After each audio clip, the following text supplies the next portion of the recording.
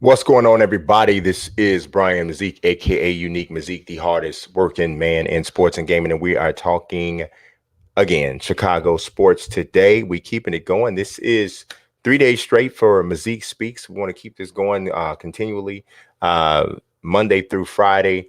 The Just to reiterate for anybody who didn't catch one of the last two shows, we are going to be coming in the morning on Mondays and Wednesdays, and then on Tuesdays, Thursdays, and Fridays, I'm gonna come to you for an hour during the afternoon, but in the 12 o'clock hour. So we jumped on the day at 12:30, so we'll be on until around 1:30, talking a variety of things: Chicago Bears, Chicago Bulls, Chicago Cubs, a lot of stuff to talk about.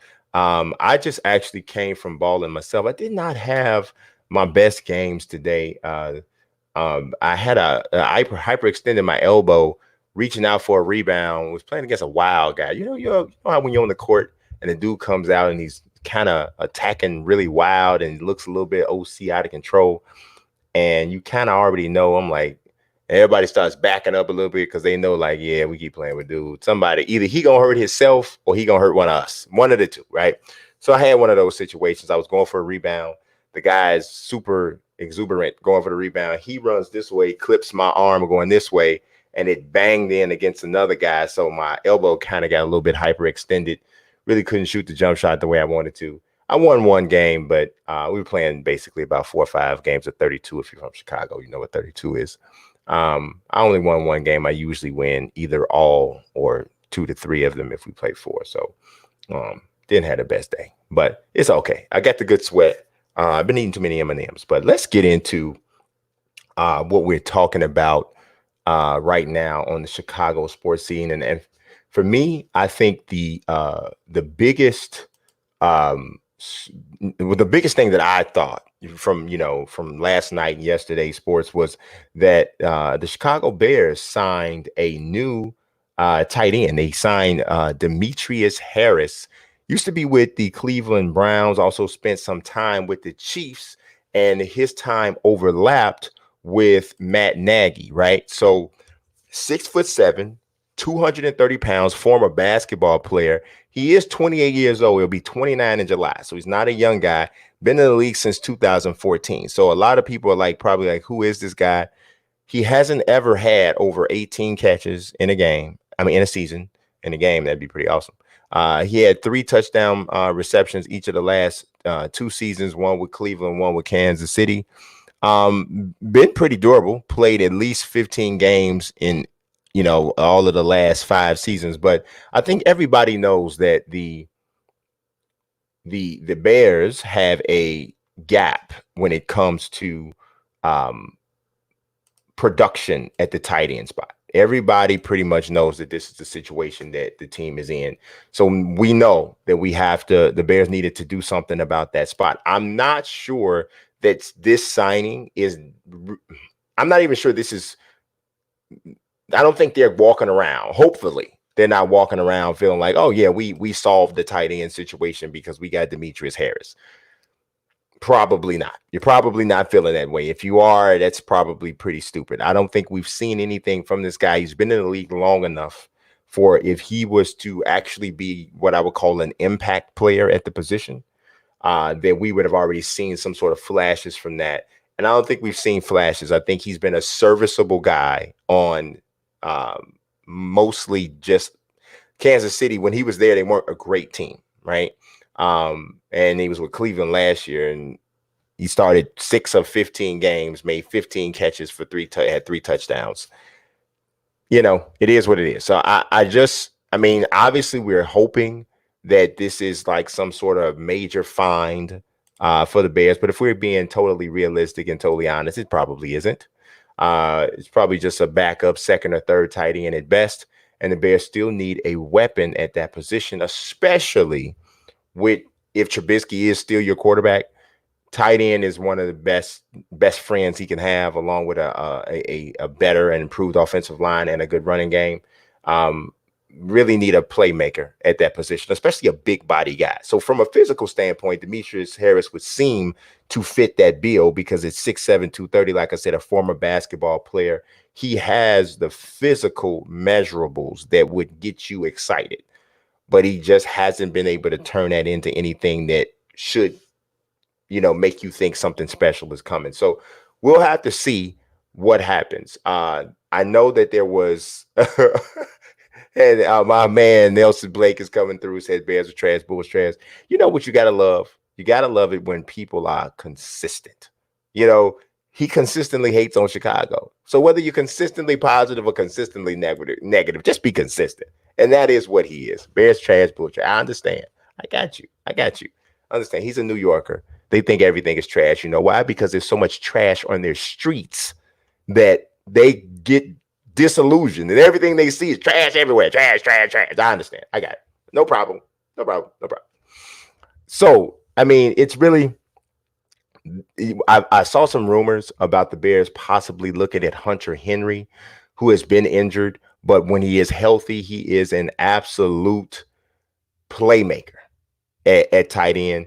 And he is the type of presence that could impact the Bears offense. He really could. But honestly, I really just want most of these Chicago teams to start to acquire assets that don't have all of these major ifs and stuff. This is one of the reasons why when you acquire a guy like Khalil Mack, and I'll talk about Khalil Mack over the course of this NFL offseason, and I'll talk about the things about his game that I thought fell off in this past season. And I'll examine why that is. That's not a topic for today. But you be free to share your comments on this in the comment section. But I like it. It's refreshing, right? When your team goes out and gets an absolute stud that for the most part doesn't have all of these disclaimers to them, right? Now, it's also awesome when your team acquires a talent who turns out to be more than you expected. That it's really difficult to get, to really like quantify how amazing that feels, right? But it's also difficult to really talk about how great it feels when your team literally goes out and gets a stud, somebody who you like. If this guy's not a star, we're all shocked, kind of a thing. And that's obviously not what Demetrius Harris is. I don't know that there's a tight end available on the free agent or even trade market that would, be that. Even somebody like Greg Olsen, who is a proven star, has been so injured. The Seahawks just signed him. That was a risky. It's going to be. I mean, it's not really a risky signing because it was a low risk contract that he signed. But even somebody like that wouldn't have really done anything for me. If the Bears select a tight end high in the draft, I can understand that. Now, I'm of the belief that the Bears' number one need in the draft is a offensive lineman. They could go for a quarterback, and I wouldn't have an issue with that, but I think everybody knows that's not going to happen. There's no way in the world they're going to give up on Trubisky that soon and to use a draft pick, one of their highest draft picks to do that. They're not going to do that. But if they did something with a tight end, I wouldn't have an issue. I personally believe the number one in need is offensive line. Left tackle to me, should be the number one guy. Charles Leno is an absolute freaking turnstile. I mean, it is more people pass by him than a Sprint store on an Apple release. It is ridiculous, right? And he's also a penalty machine. He is a holding penalty waiting to happen. It's like if you were playing Madden and you had your sliders for penalties all the way up for holding, that's Charles Leno. So the left tackle to me is the number one need. Just the overall offensive line is an issue. Guard position, especially with Kyle Long's retirement and constant health issues. I think shoring up the offensive line changes everything for the Bears from an offensive standpoint. I think that it makes their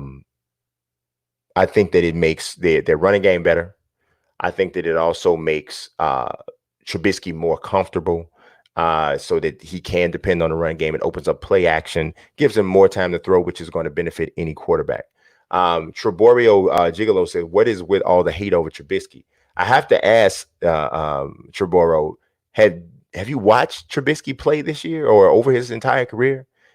Because as a Bears fan, somebody who has watched literally every single game he's ever played and every single professional snap that he's ever taken, if you watch those games, you know what the hate, and I wouldn't call it hate. I would call it more dissatisfaction. Um, the Bears gave up a ridiculous amount to draft Mitchell Trubisky number 2 overall. And it just so happens that in the same draft, later in that draft, the Kansas City Chiefs draft eventual MVP, eventual Super Bowl MVP, Patrick Mahomes, and the Houston Texans draft Deshaun Watson. 2 guys that the Bears could have drafted without giving up any assets. As a matter of fact, they could have traded back, added more assets, and still got Deshaun Watson. So what's going on, Jersey Deep TV? I appreciate you coming through. So that is part of it. And then when you look at, if you watch Trubisky play, he's very erratic. It's mostly his accuracy. Like I said, this is, if you look just at the statistics, you can say, oh, well, it's not too bad. Over 3,000 yards. He runs the ball pretty well for a quarterback. He's got more touchdowns than interceptions. Completion percentage is higher than somebody like Jameis Winston. And you can really kind of get deceived at who he is. Trubisky is a type of guy who Matt, I have an issue sometimes with Matt Nagy's play calling, but I do think he's capable enough with the right talent. It's hard to defend a quarterback who routinely misses open receivers in situations where if you complete this pass, if you put the ball on this guy, it's a score. Trubisky just is a habitual overthrower. So that's what he is. And that gives you it. But then at the same token, he'll have a little time period there where you'll say, man, that was a really good throw. Or man, that was a really good quarter. Sometimes, man, that was a really good half. Sometimes, man, that was a really good game, but it's the consistency just isn't there. And when you're playing against and watching him go against elite level quarterbacks like Aaron Rodgers, then you get out here, you play the Saints, and Drew Brees is hurt last year, and Teddy Bridgewater just lights you up, and you just literally keep going into quarterback after quarterback battle, and your team's constantly coming up on the short end. It's just really, it gets a little frustrating. And I think that is where most people in Chicago are when it comes to Trubisky. You'll be hard-pressed to find somebody in Chicago who is 100% on Trubisky's team. So, Treborio says that he took the Bears to the postseason. I don't know if he took the Bears to the postseason. The defense took the Bears to the postseason. Trubisky didn't screw it up to the point where they didn't make it. He didn't take the Bears to the postseason. I don't know. It's just what it is. I appreciate you coming through, Coop Farilla. I appreciate the long time following what's going on, Jordan Lattimore. It's hard to say they should throw the ball more, Treborio, if your quarterback isn't accurate.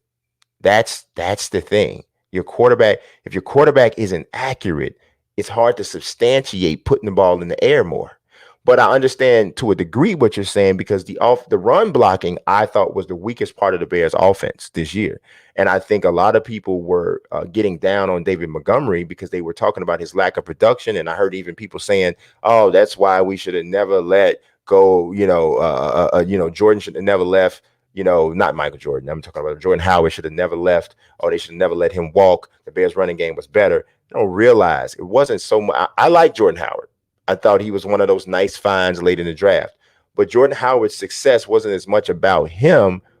When you compare Jordan Howard's success to what David Montgomery did, Jordan Howard played behind a better, more cohesive, more healthy offensive line than David Montgomery ran behind. So I think that has a lot to do with it. I'm not going to judge David Montgomery until he at least has a decent offensive line to play behind. I don't think the Bears have that in place.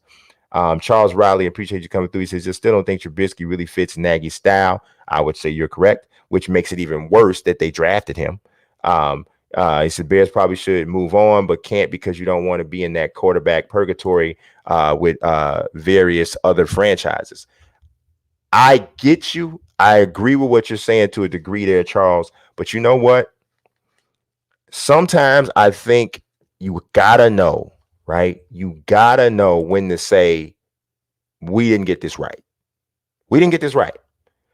And you gotta know when you just gotta say, you know what, we gotta move on because we missed here. And I think sometimes franchises get caught in this vicious cycle because they they sacrificed a bunch of assets to get into position to get a guy. And the guy isn't what they thought he was. He isn't what they hoped he was. I don't care what happens. Trubisky's never going to turn into a guy who looked to be worth the number 2 pick in the draft and worth all the assets the Bears gave up to get into position to get him. I understand that there's room for improvement, but I think in order for him to be worth that, I think he has to be a 4,200 yard passing, 4,200 yards a year passing guy, 30 touchdowns, 12 or less interceptions. And the Bears need to go deep into the playoffs, Super Bowl type. That's the only way you can substantiate trading everything that they traded and picking him number 2. Because here's the thing. I think Traboro was saying, well, he's not going to be the next, everybody's not going to be the next Tom Brady. The problem is when you give up the assets that the Bears gave up and you draft somebody number 2 overall, you're saying this is a superstar. This is a future star because what I gave up to get him says that that's what we believe he is. So that's the reason why he gets judged the way he's getting judged, because that's what the cost was. It's like you go to the store and you spend $500 on a pair of shoes, and you're like, okay, yeah, I got $500 shoes, and then you get them out and they don't feel right. They hurt your feet a little bit. I mean, you can wear them and they're not the most horrible shoes you ever got, but they hurt your feet a little bit. The rubber on the sole starts to tatter before you thought it should be, and you hold up that shoe and you're like, this shoe cost me $500. There's no way in the world this shoe should be falling apart the way it is right now. That's what up with Trubisky. He's a $500 pair of shoes that's tearing up before he should. And I think that's the issue. That is the issue. Charles Riley says he's suffering as a Jags fan. I know that's that Blake Bortles love. That's that Blake Bortles pain. Tariq Cohen, I think he should get more touches. I don't know about conventional runs, but I do think there is a way you could say that he should get more touches. But we'll see what happens. Maybe Demetrius Harris turns into – if Demetrius Harris turned into Martellus Bennett, I'd be just ecstatic if that happened, but probably isn't. All right, well, let's skedaddle to the next subject. We're going to jump away from the Bears for a second. There's a few other things they want to talk about. I want to talk about the Bulls. We are a hot mess right now. It's just going to be what it is. The Bulls are a hot mess right now. I mean, if you love the Bears and could care less about the Bulls, you're happier probably, even though your team even though the Bears didn't make the postseason, you're happier probably than you are if you're a hardcore Bulls fan and that's all you are. I was looking at a recent mock draft because at this point you have to understand the Bulls are more than likely not going to the postseason, even though they are not too far out of the race in the horrible Eastern Conference. But they're probably not. They're in one of those really bad situations where they're not horrible enough to be in a position to get some of the most balls in the machine to get one of those top guys, unless they get some Derrick Rose like luck and come up getting higher than they're supposed to. So one of the recent mocks had the Bulls selecting Auburn. I'll call him a star. Isaac Mokaro from Auburn. I have gotten a chance to look at some things with him. Isaac Okaro. I'm sorry, it's not Mokaro, it's Okaro. 6'6", 215 pounds. I'm going to tell you, I'm really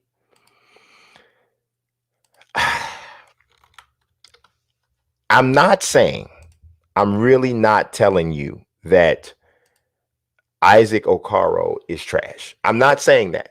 I'm not saying that at all. I've seen enough of him to say that. I think he's just in his freshman year at Auburn He's played well. Auburn is a really strong program. You can really tell if you watch him um, that athletically he is talented.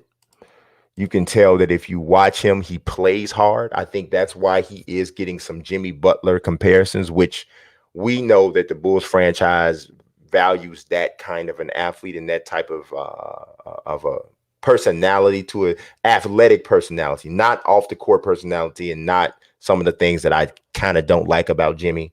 Uh, everybody, if you know me, everybody knows Jimmy's kind of like consider him a little bit of a jerkish kind of a presence. Not saying he's not a good player. Not saying he's not a borderline great player. But yeah, Jimmy is not the guy I'd pick to be in my locker room, right? That's just me. But again, I'm going to go back to what I said talking about the Bears. I'm tired of the Bulls being in a situation where they're picking 8th through 14. And you already know that the chances of you getting a absolute needle mover is slim to none. You already know that. What's going on, Brian 2X and Rashad Washington? He said Jimmy keeps it real. Jimmy does keep it real, but a lot of times Jimmy keeps it wrong too. I don't know. I don't like that eat you up from the inside out type of a presence. I just don't dig that whole kind of approach. It just kind of gets on my nerves after a while. But, it is what it is. Here's the thing. If and when Jimmy ever wins a championship behaving that way, then everybody will have to be quiet. But because he hasn't really won anything, hasn't really been anywhere, I don't think he's had anything yet to validate his approach. So that's kind of my thing with Jimmy. So I understand that Isaac Okoro has similar athletic qualities. Unfortunately, he also has some of Jimmy's similar struggles coming out of school. Now, in terms of his game, when Jimmy came out, Jimmy was not a dependable outside shooter. He clearly became that, later in his career. Right now, he's a good shooter. Isaac Okoro is only 19 years old. So the end all be all is not, we don't know what it is yet. But right now, he's a 27% 3-point shooter in college, averaging 13 points a game, just under 5 rebounds, 2 assists, a steal, and a block. The guy defends. If you watch him, even if you don't get a chance to watch, full games, there are some full games out there if you look at YouTube. But even if you just look at him, it's easy to see. He's athletic. He's strong. His arms are longer than Jimmy's, though, because Jimmy's kind of got that short arm thing. But the kid is an athlete, and there is probably some upside there. And it's also probably some upside there because he plays with great effort. I still don't think that he is that guy who changes things. And the Bulls need that. And which is the reason why you see here on the thumbnail for this particular video. And y'all can call me the equivalent of a clout chaser. You can call me what you want. But the Bulls need LaMelo Ball in the worst way.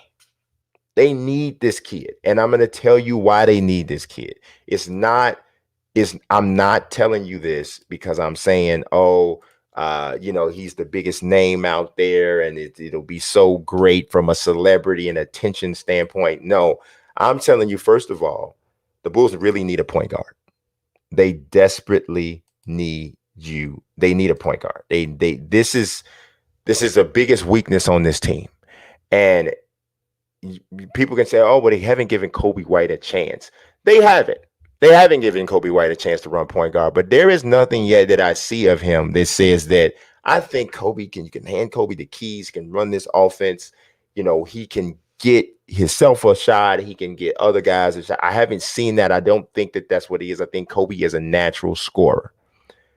I'm looking at LaMelo Ball, and I'm saying at 6'8", with the vision, the basketball instincts that he has, the length, the shooting, I think he could be a game changer for the Chicago Bulls.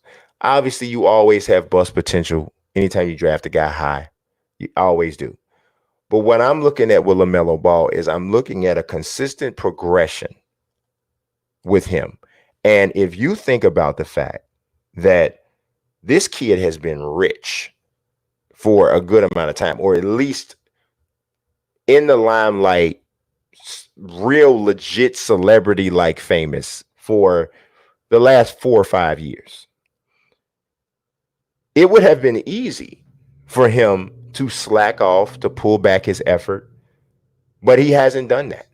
He hasn't done that. He has remained on an incline, and he has remained a guy who not remained. He's climbed draft boards, and the perception of him by talent evaluators has consistently grown. Now I know that LaMelo probably doesn't get out of the top 3, which is why the Bulls need some Derrick Rose luck in this lottery so that they can get up into the range to draft him. To me, I'm telling you right now, I know James Wiseman is 7 foot and he's a freakish athlete and all this kind of stuff. And we talking about Marvin Bagley comparisons and all of this type of thing. I hear it. I get it. I understand. I know that Anthony Edwards is a sick athlete with some Donovan Mitchell, Dwayne Wade kind of a quality. But I'm looking at the fact that I am not on the trade Zach LaVine train anymore. I would like to see them add some things to go with him. I'm not saying he can be your best player, because I still don't think he can be the best player on a great team, which is obviously needs to be the objective. But what I'm looking at is I'm looking at a backcourt with LaMelo Ball and Zach LaVine. And I'm loving what that looks like from an offensive standpoint. Defensively, yeah, there could be some struggles there. It could be some struggles there. But I like the fact that Zach is showing more effort to defend. And I really, really am impressed with his leadership, especially in a negative situation. And I think if you bring LaMelo Ball into that backcourt, you tell me that a starting 5 in the 2021 season that is LaMelo Ball, Zach LaVine, Otto Porter, Larry Markkinen, and Wendell Carter Jr. Tell me that doesn't sound and feel a lot better than what you got now. And I still don't mind Kobe White coming off the bench. I don't have an issue with that as a 6-man. If he's hot, he stays on the floor. Maybe, you're determining between him and Otto Porter who plays at the end. I don't know how that, or maybe you could play complete small ball and maybe Larry or Wendell's not on the floor because the other one of them's playing center. Whatever. It's a good problem to have. This is the way I think that this is the best way for the Bulls to take the next step. Because here's the thing. I say this to you guys all the time. I said it yesterday, I think. The Bulls' path to improvement never comes through free agency. Free agents don't come here. They don't. Free agents use the Bulls to get better offers from other places. Free agents use the Bulls to go on free little recruiting trips only to tell us no. That's what they do. When the Bulls get better, they get better through the draft and through trades. This is what has to happen. They have to do it through the draft. And if they don't luck out and get a top 3 or 4 pick, they're going to have to hope that they find a gem. And I don't think it's Isaac Okoro. I hope I'm wrong, but I don't think that that's who it is. This is the Amy Bro says he wants to let it warm up with some material. See, I don't.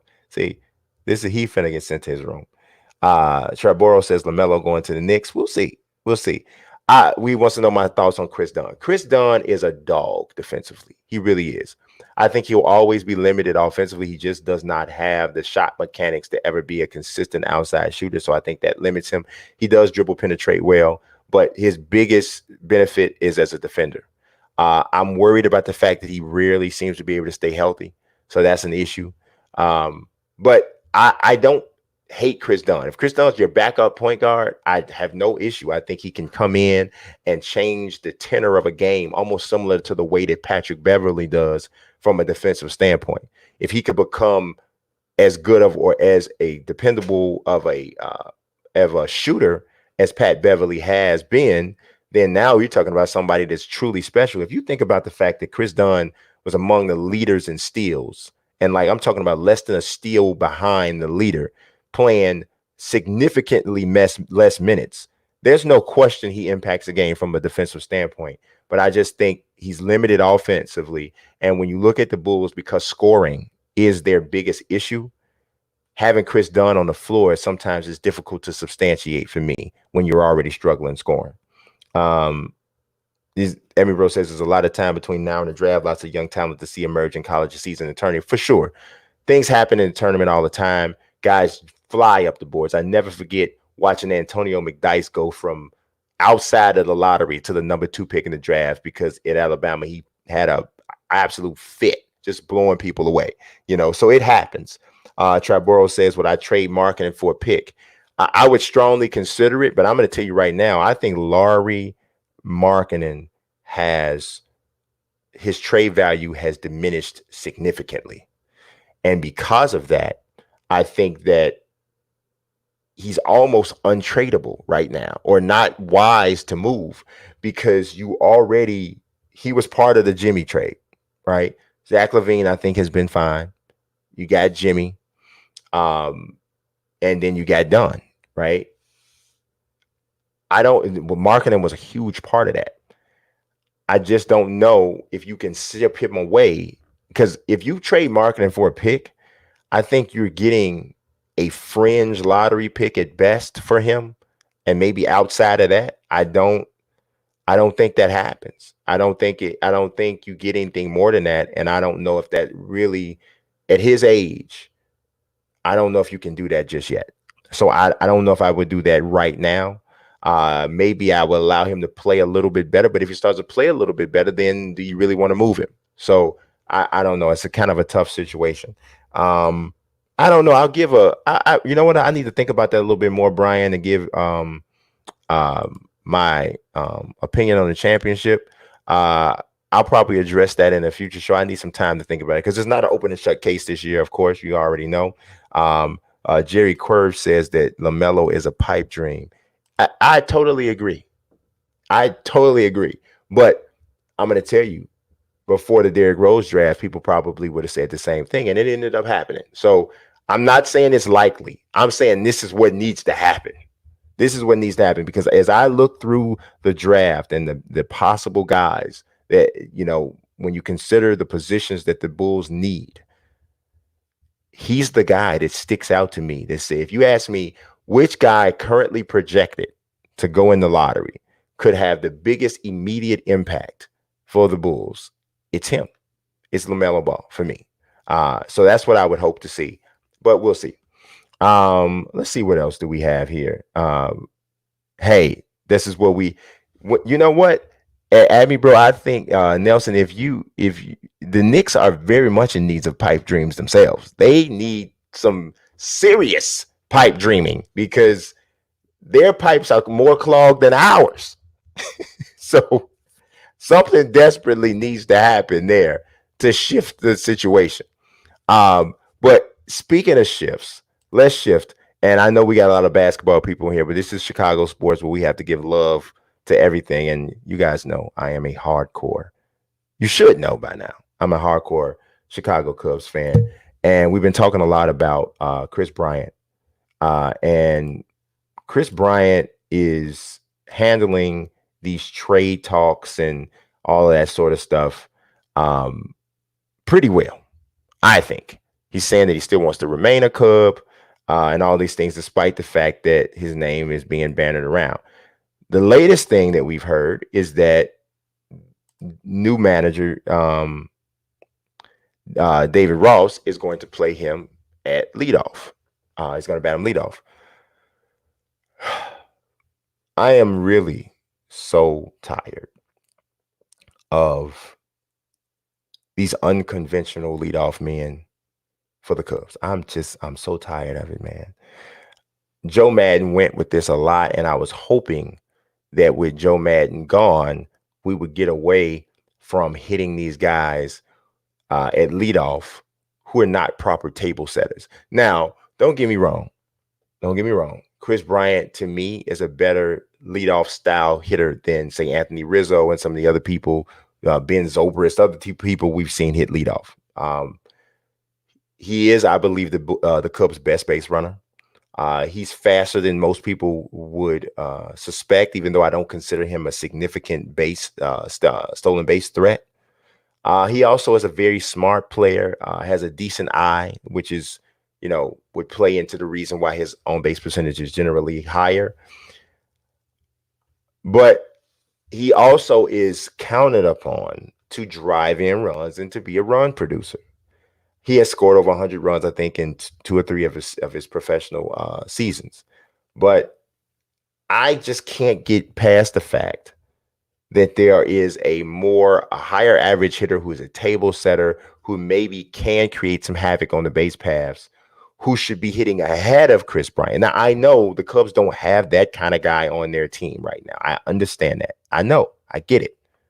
But what I'm saying is, I don't think that we should be taking guys who are being paid to hit home runs, to drive in runs at a high clip, like a Kris Bryant, like an Anthony Rizzo, and like Kyle Schwarber. That really just drove me nuts. And forcing these guys into this role. I know baseball is different now, and the days of the Brett Butlers and the Ricky Hendersons and those guys, maybe not Ricky Henderson, but definitely like the Brett Butlers and those guys. I know baseball is in a different place. It's all about the home run. They don't even care about strikeouts as much as they used to. But I still don't dig this concept. I just don't. I applaud Kris Bryant for being willing to accept it and not, creating a distraction about it. I do. But I just really hope and wish that there is another option that arises. Nico Horner struck out a ton already. He's a very young player, so you expect him to do that. Maybe he's not the right guy to lead off, and we don't even know if he's going to start the season in the majors. He could start in the minors, and Jason Kipnis could start the season as the starting second baseman. I don't know. I just know that I don't like the concept of Kris Bryant leading off. Who knows? Maybe he'll start the season hitting 480 with a freaking 500 on base percentage, and with 7 strikeouts in his first, I don't know, 130 plate appearances, something crazy. Maybe that'll happen, but it probably won't. He's going to go up to the plate as Kris Bryant. If anything, I'm worried about it changing his approach and messing with him mentally, because he's not being as aggressive as you would want him to be. So I don't know. All of this weird newfangled stuff sometimes just kind of drives me crazy with when it comes to messing around with lineups and people's roles in baseball. So I don't know. I would love to know what you guys think in the comment section, or with some replies, whether or not you feel how you feel about Kris Bryant hitting leadoff. I don't like it. I really don't like it. So is the Admi Bro says that we're not overpaying when he's talking about the Knicks. Just need to bring in talent in the front office. Yeah, you know what? I don't know whose front office is worse, to be honest. The Bulls or the Knicks. I still, honestly, as bad as the Bulls front office is, I still think the Knicks front office is more of a mess. I mean, you got some stuff that you can look at with the Bulls, and you can say, wow, they did a good job here. They drafted Jimmy Butler, or they drafted Taj Gibson late, and they got these other guys that they found that have been good players. Man, it's the success stories for Knicks management and player personnel are miles apart. Like, it's hard to find them, and it's mostly calamity. I guess Mitchell Robinson, tabbing Mitchell Robinson was a good thing. I still believe Alonzo Trier has good upside, but outside of that, I'm not even sure RJ Barrett was the right guy. I'm not even sure RJ Barrett was the right guy. I like him, and I think he's going to be a solid player, but I don't know, man. I don't know. I really don't know. We're talking about basically two of the most anemic NBA front offices, and trying to find out which one is the worst or which one is the best is like trying to find the most fit guy at a camp built for people to lose, who need to lose at least 700 pounds. I mean, they're both in less than ideal situations. So you got to figure, I don't know. Jordan Latimer says the Bulls are bad at running basketball ops. The Knicks are bad at running everything. Yes, I would have to agree. And I'm not it being biased. I'm not being biased. I'm not. I mean, it's bad. I mean, it's to the point that every time the Knicks do anything, the first thing in my mind is, "Oh, this is going to be a disaster." Like I'm not totally at that point with the Bulls. I'm almost there because if they don't get rid of Garpax, I probably are going to be completely in that place. Those guys need to go. But I'm telling you, I haven't felt that the Knicks did anything sensible, really, since they signed Amari Stoudemire. And even then, he only had what, one and a half, two solid seasons there. And they did go deep into the playoffs once. They had a good team. J.R. Smith, I think, was the year he won the sixth man. I think they had a strong year, but it's bad, man. It's really bad. It's like they are a joke. I don't know if there's a bigger joke in the NBA as an overall franchise. I just don't, Yeah, we'll see. I don't know. I do. I don't have. I used to have a problem. Triboro saying that Levine was a star, but I'm not as apprehensive as with that anymore. He's not a superstar, but I'm feeling like star might be the right moniker for him at this point. I don't think the Knicks. I know the Knicks don't even have a star. They don't have a star. I believe Mitchell Robinson is the most valuable player on their team, the most valuable asset on their team. I'm not saying he's the best player or the most talented necessarily, but with what he brings to the table with length and athleticism and still really not even as good of a player as he can be, I think he's the guy that under no circumstances can he go anywhere. Because I don't care what you plan to do with that team in the future, he got to be a part of it. He got to be a part of it, even more so than RJ. Whatever, he's Mitchell Robinson is has got to be a part of it. The way the league is now, his length, his ability to defend so much space, changing shots, his rim running, that everything he has fits in with just about any team in the NBA from a talent standpoint, and he hasn't even gotten to that level yet. So I love Mitchell Robinson. Um, I would love to see the Bulls draft him. I was intrigued by him when it all started for him from the draft, but I didn't realize, I really didn't realize he was that athletic. I knew he was athletic, but I didn't realize he was that athletic. And you kind of got to watch him to really get a really good appreciation for, like, gee, did he just get from there to there that quick to challenge that shot or to get a finger on that shot? Like, he started from the paint, and in a second, he was out to the 3-point line to change a 3-point shot. The dude, I think he led the NBA in blocked 3-pointers last year. What? That is just stupid. Traboro says you don't like Randall. I like Randall. I think Randall's a good player. I don't think he is a needle mover, but I think he's a good player. I think he's a good player.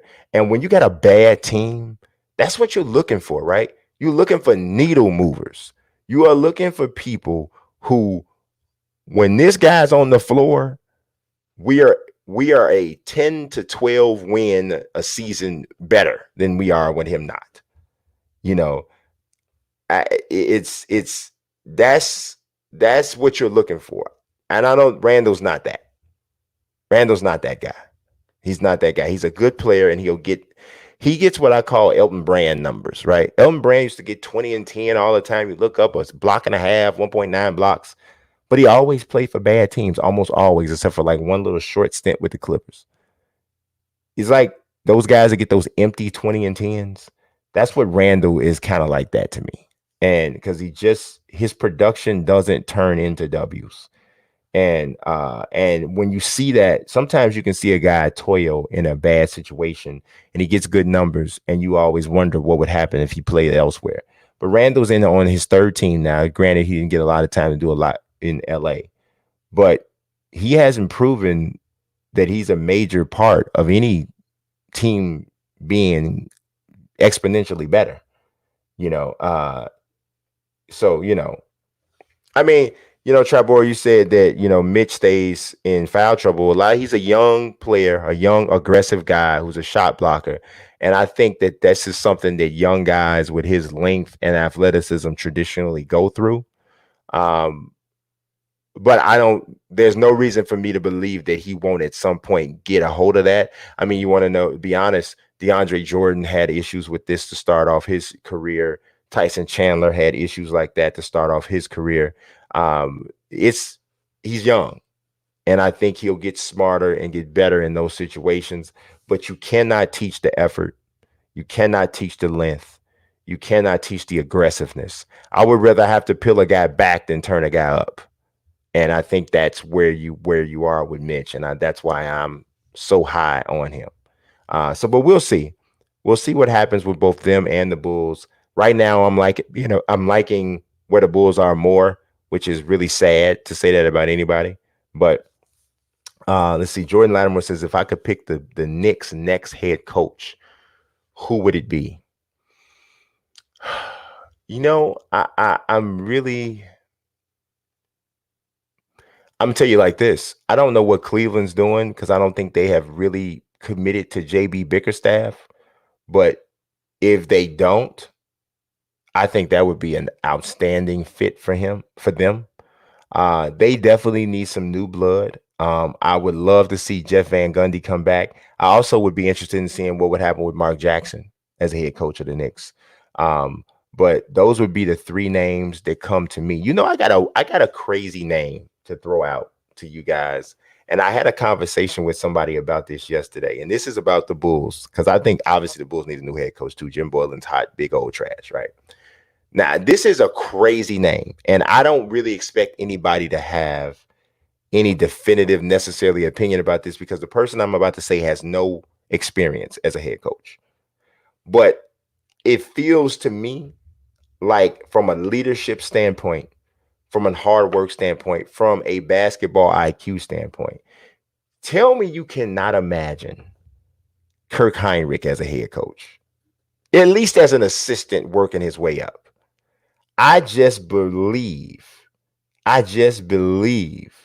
that Kirk Heinrich, if he wanted to, I have no idea about what his motivations are, if his aspirations are to be a coach at all. I have no idea. He may be a guy who wants to go straight to the front office, but he definitely feels like a basketball lifer who would want to remain around and in the game. But he just strikes me as a guy who would have the ability to transition into a role like that. So I would love to see if the Bulls groomed him to perhaps to be a coach down the line. Maybe you hire him as an assistant. He comes on, he watches. You hire him as an assistant to a veteran coach who doesn't plan on being there for a long period of time anyway. Somebody who's going to come in there, be the head coach for 3 years, maybe get him going in the right direction. Same philosophy. Kirk Heinrich picks that up and goes from there. I think that would be something that would be very interesting to see. But from a more practical standpoint, because that's really kind of like a shot in the dark there. But Adrian Griffin is really the guy I think that the Bulls really need to be looking at. I mean, this guy has toiled as a highly respected assistant for years. He is a veteran. Played in the NBA for multiple years. Played for the Bulls amongst several other teams, and he has really earned his stripes as an assistant, and he is on most teams' short list as a major or a significant candidate for almost every head coaching job. And for whatever reason, he's thrown his hat in the ring several times, and he hasn't ever had his name called for that role. Right now, I believe he's a head coach in maybe in the G League. I'm not sure. It's something like that. I know he's coaching right now. But to me, he is a guy he's a Tom Thibodeau disciple, so I don't know how Chicago management would feel about bringing in a Tibbs guy, considering the way that relationship parted. But I love Adrian Griffin. I love what he brings from a defensive standpoint, holding guys accountable, which is something I don't know necessarily that there's a balance there. But he's for the Bulls, I think he'd be a great pick. And obviously, if the Knicks have an opening, I don't think it would be bad for them to call Adrian Griffin's name either. So, um, both teams need a new head coach. Both teams need new front office people. Both teams, quite frankly, need new ownership. But I think everybody knows that that's not realistic. Dolan's not selling that team. Reinsdorf's not selling the Bulls. It is what it is. And as a fan of those franchises, you kind of just got to eat it because it's not going to change. It's not going to change. It's almost like the WWE, right? There's so many people who are so dissatisfied with the WWE product. They got all these crazy stereotypes. Everything's predictable with the storylines. Now you're looking at it and you're like, okay, he's going over tonight because clearly Vince wants this guy pushed and the third, right? But Vince is he's the major shareholder. He's the CEO. He calls the shots.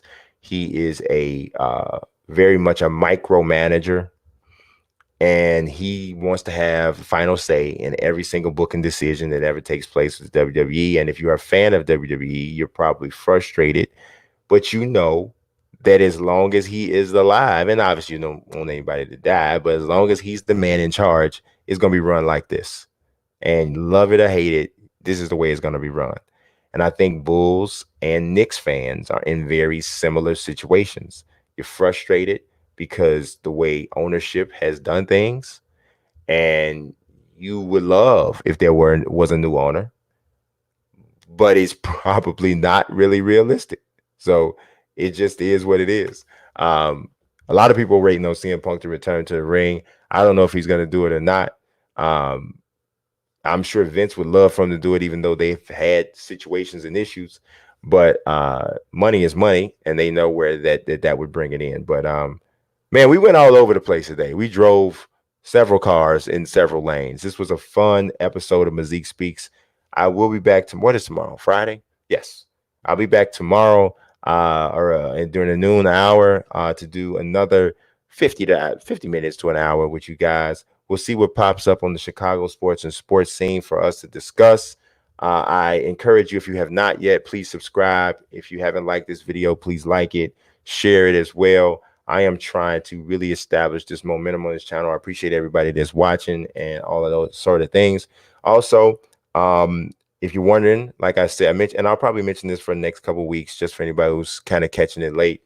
If you have not subscribed to my 2K channel, thank you, Jordan. I appreciate you. 2K, I got a 2K franchise gaming YouTube channel. I'm doing Madden on another channel. I'm doing the same amount of hours. I'm just dispersing the videos differently, so everybody always gets what they are expecting. So make sure you subscribe to those channels if you have interest in those things. But until tomorrow, I appreciate everybody for watching. God bless and peace.